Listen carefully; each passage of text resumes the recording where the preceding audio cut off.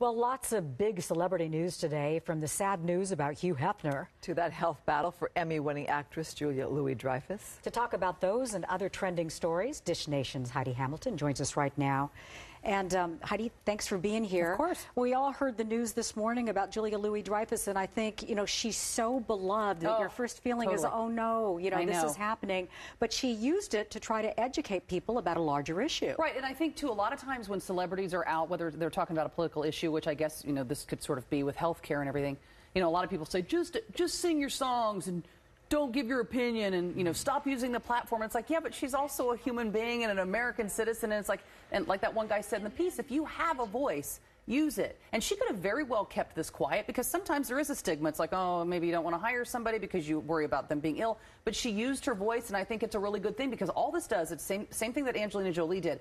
When they come out and they're vocal about what they're going through, then that person sitting at home is like, gosh, I've never had a mammogram. I don't know. It's kind of scary. Yeah. But then they go out and do it. And that's why it's important to, if you have a voice of any kind, use it for good. And that's exactly what this is. And, it's so weird to think about that, Julia Louis-Dreyfus was on such a high, because just the day before, she broke the record for winning the most Grammys for an actress in a comedy series. Emmys, right. Emmys, yeah.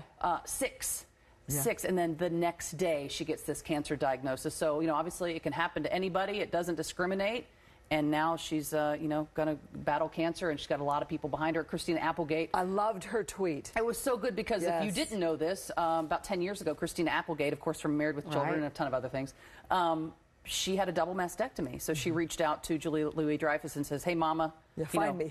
Come find me if you want to talk, because obviously she's been through it, so she knows how rough it can be. And a lot of people are doing the preventative thing thanks to Angelina Jolie and going to get checked. And again, if you haven't done it, it's not fun. As you ladies know, mammograms, they're not fun, but it's a lifesaver. It's a lifesaver. Thanks to a mammogram, my mom found her cancer that had she not gotten a mammogram, she wouldn't have survived. And she's, survived 25 years thanks to a mammogram finding it. So are you surprised at all by the level of outpouring for her and support? No. Because people do love her so much, and I don't think you can find anybody who's going to say anything bad about her. Like everybody loved Elaine on Seinfeld, so they just love her. And Veep is an enormous show. I was going to ask you about that, because you bring up a good point that a lot of us are concerned about. How will our employer react? How will our job and those around us react? That's just it, because then all of a sudden it's like, oh, I don't.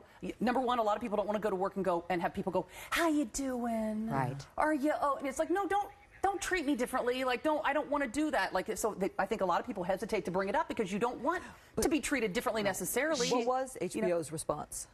They're in full support of her, and they're like, we love her, we're going to support her, and cancer better watch out. And somebody else did a really cute thing. Remember the funky dance on Seinfeld where Elaine can't dance, she's just doing little kicks. Yeah. Somebody said, get in there and give that cancer little kicks. Little kicks. So that's good. Yeah, everybody's obviously supporting her as well as we are. Obviously, in a lot of ways, she's her own boss, so she's in a unique situation. That's true. We're going to talk about another famous name right now. Obviously, the passing of Hugh Hefner happened last night. We got the word. Right. And really kind of rocked the newsroom for us when we heard it, because not just the passing of a man, but really an era. Well, listen, we talked about it this morning on the Frosty, Heidi, and Frank show. We heard words like demigod, legend, icon, the man. And, a few years ago, when we started at KLOS, we started there, Frank and I started there in 2012. Well, Hugh Hefner was nice enough to invite us, let us celebrate our first birthday at the Playboy Mansion.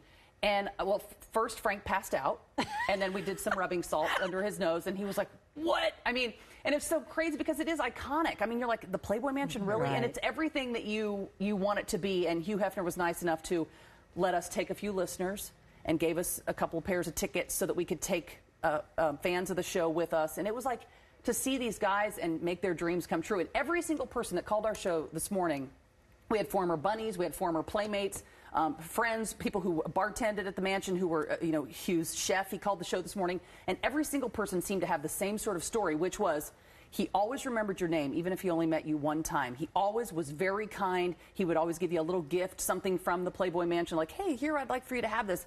Nobody had a bad thing to say about him. Iconic, though. He had his critics.